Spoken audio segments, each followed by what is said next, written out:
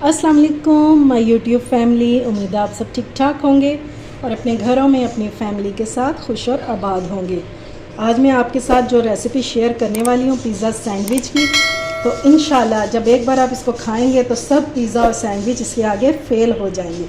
तो चलिए बिस्मिल्लाह करते हैं और बनाना स्टार्ट करते हैं। अच्छा जी, तो सबसे पहले हम बाउल में डालेंगे हाफ़ कप पानी और ये नीम गर्म पानी है। इसमें डाल देंगे 1 टेबलस्पून चीनी,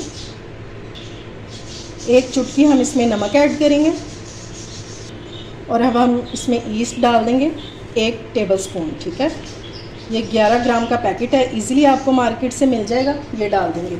और आपने खुला हुआ पैकेट जो है वो यूज़ नहीं करना। इसको हम मिक्स कर देंगे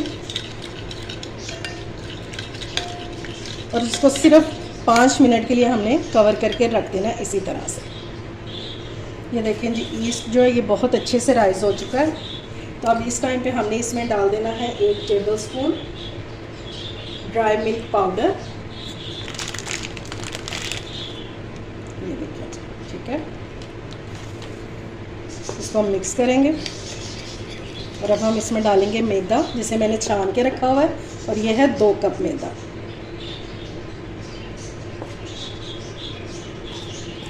आपने इसको छानना लाजमी है, वरना फिर आपकी रेसिपी जो है वो बिल्कुल परफेक्ट नहीं बनेगी।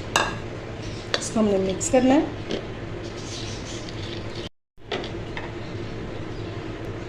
अब हम हाथों से डो को गूंद लेंगे, थोड़ा थोड़ा सा पानी डालते जाएंगे और डो को गूंदते जाएंगे। पानी जो हम इसमें इस्तेमाल करेंगे वो ना ज़्यादा गर्म होना चाहिए और ना ही ज़्यादा ठंडा। दोनों सूरतों में जो हमारी डो है ना, ये अच्छी नहीं बनेगी। ठीक है, इस तरह से हमने इसको इकट्ठा कर लेना है और इसको हमने निकाल लेना है काउंटर पे। अब ये देखिए, मैंने जो हाफ़ कप पानी लिया था इसको गूंदने के लिए, तो ये इसमें से बच गया है। ठीक है, तकरीबन 1/4 कप ही यूज़ हुआ है। अब हम इसमें डालेंगे ऑयल 2 टेबलस्पून,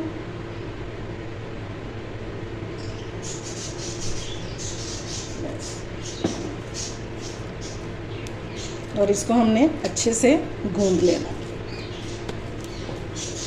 जितना, ये देखिए अभी ये टूट रही है ना, जितना आप इसको अच्छा गूंदेंगे उतनी इसमें लचक पैदा होगी और आपकी डो जो है वो बिल्कुल परफेक्ट बन जाएगी। डो जो है ये गूंद चुकी है और अब देखें इसमें लचक देखें आप। और आपने डो को हार्ड की तरफ बिल्कुल भी नहीं लेके जाना, डो आपकी इस तरह से सॉफ्ट ही होनी चाहिए, फिर ही आपकी जो रेसिपी है वो कमाल की बनेगी। अब इसको हमने पेड़े की शेप दे देनी है। पैन, ये बॉल में मैंने डाला है 1 टीस्पून ऑयल। इसको हम टॉप पे लगाएंगे इस तरह से, और ये लो, ताकि ये ऊपर से ड्राई ना हो। और अब हम इसको कवर करके किसी भी गर्म जगह पे रख देंगे। ठीक है, जैसा कि अब गर्मियाँ हैं तो आप इसको काउंटर पे ही छोड़ सकते हैं। अगर आप ये रेसिपी सर्दियों में बना रहे हैं तो फिर आप इसको माइक्रो में या ओवन में किसी भी गर्म जगह पे रख सकते हैं, ताकि ये जल्दी से राइज़ हो जाए। इंशाल्लाह 1 से 1.5 घंटे में हमारी जो डो है ये बिल्कुल अच्छे से राइज़ हो जाएगी। स्टफिंग के लिए सबसे पहले हम पैन में डालेंगे 1 टेबलस्पून ऑयल और इसमें हमने डाल देना है 1 स्लाइस में कटा हुआ प्याज। प्याज को आपने बिल्कुल बारीक काट के डालना है, ये डाल देंगे।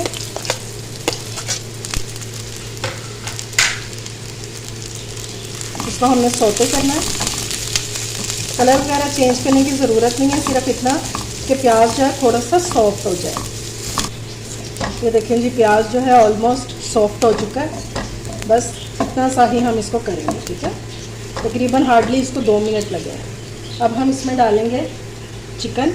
ये 1 कप चिकन है, जिसे हमने तिक्का मसाला लगाकर कुक किया था ना, तो ठंडा होने के बाद मैंने इसको श्रेड कर लिया।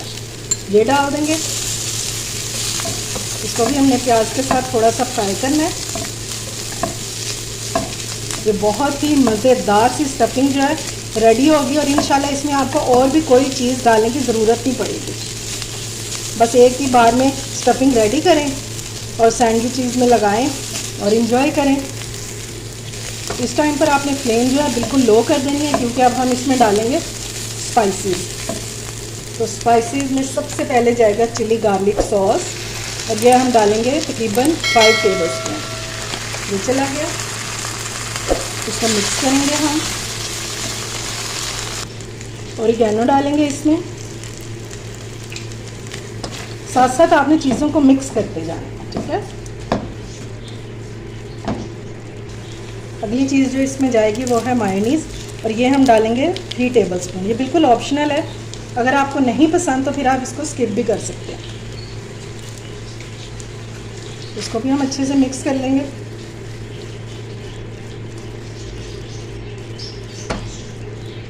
اگر اس اسٹیج پر آپ کو میری ریسیپی ذرا بھی اچھی لگ رہی ہو تو اسے لائک اور شیئر کریں, اور میرے چینل کو ضرور سبسکرائب کریں, اور ساتھ لگے بیل آئیکن کو بھی پریس کیا کریں تاکہ میری آنے والی ہر ویڈیو آپ کو ٹائم سے مل سکے, جو کہ بالکل فری میں ہے. یہ لیں, یہ بھی مکس ہو گئی. اب ہم اس میں ڈالیں گے تھوڑے سے مسالے. تو سب سے پہلے ہم اس میں ڈالنے والے ہیں کٹی ہوئی مرچیں, تقریباً ½ ٹی اسپون جتنی. تھوڑا سا اس میں ڈالیں گے زیرہ پاؤڈر, اور تھوڑی سی اس میں جائے گی کالی مرچ, بالکل ½ ٹی اسپون جتنے. اس کو ہم نے اچھے سے مکس کر لینا ہے, اور یہ بہت ہی مزیدار سی جوسی سی اسٹفنگ بن کے ریڈی ہوگی آپ کی. اب ہم نے اس میں ڈال دینے ہیں اولیوز. اگر آپ کے پاس ہیں تو آپ ضرور ڈالیے گا, یہ بہت مزے کے لگتے ہیں اس میں. اگر آپ جیلوپینو ڈالنا چاہتے ہیں یا مشروم ڈالنا چاہتے ہیں تو وہ بھی آپ اس اسٹفنگ میں ڈال سکتے ہیں. اب باری ہے چیز کی. چیز کے بغیر تو یہ ریسیپی کبھی مکمل ہو ہی نہیں سکتی. یہ میں نے مکس چیز لی ہے, موزریلا اور چیڈر, اور یہ ہے 1 کپ. اس کو ہم نے مکس کر لینا ہے.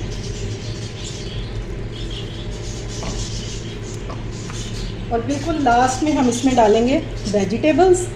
تو یہ ہے شملہ مرچ 1 عدد, جس کے میں نے بیج وغیرہ نکال کر اسے چھوٹے چھوٹے کیوبس میں کاٹ لیا ہوا ہے. اور یہ ہے آدھا ٹماٹر, جسے میں نے بیج جو ہے اس کے نکال دیا ہوا ہے. اور ان کو بھی ہم نے مکس کر لینا. لیکن ویجیٹیبلز جو ہیں یہ آپ نے بالکل لاسٹ میں ہی ڈالنی ہے, تاکہ ان کا کلر جو ہے یہ خراب نہ ہو, یہ سافٹ نہ ہو, کیونکہ ہمیں کرنچی سی ویجیٹیبلز چاہیے, بالکل سوگی سی نہیں چاہیے. اس کو مکس کریں گے ہم, اور دیکھیں ماشاءاللہ سے کتنی مزیدار سی اسٹفنگ بن کے ریڈی ہوئی ہے. بس اس کو مکس کریں گے اور فلیم کو کر دیں گے آف, کیونکہ یہ گرم ہے اسٹفنگ, تو چیز ہماری جو ہے وہ اسی ہیٹ میں میلٹ ہو جائے گی. اب اپنی ڈو کو چیک کر لیتے ہیں, اور یہ دیکھیں ماشاءاللہ سے کتنی زبردست رائز ہو چکی ہے. ٹھیک ہے, اور وہ بھی 1 گھنٹے میں ہی. چلیں جی, اب اس کو ہم نکالتے ہیں کاؤنٹر پر, تاکہ ہم اس سے اگلا کام کر سکیں. اچھا جی, اب ہم آٹے کے بنا لیں گے 2 پیڑے. ٹھیک ہے, اور 1 پیڑا اٹھا کے ہم واپس بول میں رکھ دیں گے. تھوڑا سا ہم میدا ڈسٹ کریں گے, اور اس کو ہم نے بیل لینا. بیلنے کی مدد سے بیلیں گے, ہاتھوں سے نہیں. ٹھیک ہے, اور روٹی سے ہم نے تھوڑا سا اس کو موٹا رکھنا ہے, اس کا سائز. یہ دیکھیں جی, اس کو میں نے بیل لیا ہے, اور اس کی تھکنس جو ہے نا وہ اتنی ہونی چاہیے, یعنی کہ روٹی سے تھوڑی سی زیادہ. اب ہم کوئی بھی مولڈ یا کٹوری یا گلاس لے لیں گے, اور اس سے ہم نے اس میں سے روٹیاں کٹ کر لیں گے, اور سائز دیکھیں اتنا رکھیں گے سائز. ٹھیک ہے, اس سے زیادہ بڑا نہیں رکھیں گے, کیونکہ ہم نے چھوٹے چھوٹے ہی سینڈوچز بنانے ہیں. 1 روٹی میں سے 3 نکلی ہیں. ٹھیک ہے, تو اس کو ہم اٹھا دیں گے, اور دوبارہ سے اس کو بیل لینا. اس کو آپ نے ویسٹ نہیں کرنا. اسی طرح سے ہم پہلے ساری روٹیاں بنا کر رکھ لیں گے, اور اس کے بعد ہم اس کی کوکنگ سٹارٹ کریں گے. تب تک یہ تھوڑی سی اور رائز ہو جائیں گی. تو اس کے لیے ہم نے لے لینا ہے 1 پین, جسے میں نے گرم کر لیا ہوا ہے. زیادہ گرم نہیں ہونا چاہیے, لیکن میں نے فلیم اس کی ہلکی سی اس کے نیچے جلائی ہوئی ہے. تو یہ اس کے اوپر ہم رکھتے جائیں گے. کوئی میں نے اس کو گریس نہیں کیا ہوگا. اسی طرح سے ہم نے اس کو کوک کرنا ہے. ایک ٹائم میں اس میں جتنی ہماری پیٹا بریڈ آ جائیں گی ہم اتنی ہی ڈالیں گے, اوور لوڈڈ نہیں اس کو کریں گے. یہ دیکھیں جی, اس طرح سے ہم نے دونوں سائڈوں سے اس کو پیارا سا کلر دے دینا, جو دیکھنے میں بھی اچھا لگے گا, اور پھر یہ اندر سے کک بھی ہو جائے گا. ٹھیک ہے, تو اب ہم ان کو نکال لیں گے ایک پلیٹ میں, اور اسی طرح سے ساری جو ہے روٹیاں وہ ہم بنا لیں گے. اور اسی طرح سے آپ شورما بنانے کے لیے گھر میں پیٹا بریڈ بنا سکتے ہیں ایزیلی، صاف ستھرے طریقے سے، اور بہت سستی پڑتی ہے. یہ دیکھیں، ٹھیک ہے، اس طرح سے ساری میں نے بنا کے ریڈی کر لی ہیں. اب ہم ان کو کریں گے اسیمبل. اب میں نے لے لی ہیں 2 پیٹا بریڈز. ٹھیک ہے، اس کے اوپر ہم رکھیں گے اسٹفنگ. اور یہ جو اسنیک ہے نا، ٹی ٹائم پہ اور لنچ ٹائم پہ بچوں کو آپ دے سکتے ہیں، لیکن اس کے علاوہ اگر آپ کہیں پکنک پہ جا رہے ہیں نا تو پھر بھی آپ یہ لے کر جا سکتے ہیں. یہ لیں جی، ماشاءاللہ سے ہمارے پیزا سینڈوچ ہو چکے ہیں ریڈی، جو جتنے دیکھنے میں اچھے لگ رہے ہیں نا، انشاءاللہ کھانے میں اس سے کہیں زیادہ یہ ٹیسٹی ہوں گے. اور آج کے بعد آپ کو یہ کھانے کے لیے سینڈوچ کبھی بھی بیکری پر نہیں جانا پڑے گا انشاءاللہ. امید ہے آپ کو آج کی یہ ریسیپی پسند آئی ہوگی. اگر اچھی لگے تو فرینڈز اینڈ فیملی میں شیئر کیا کریں اور میرے چینل کو سبسکرائب بھی کیا کریں. اپنا اور اپنے پیاروں کا خیال رکھیں، مجھے دعاؤں میں یاد رکھیں. اللہ حافظ.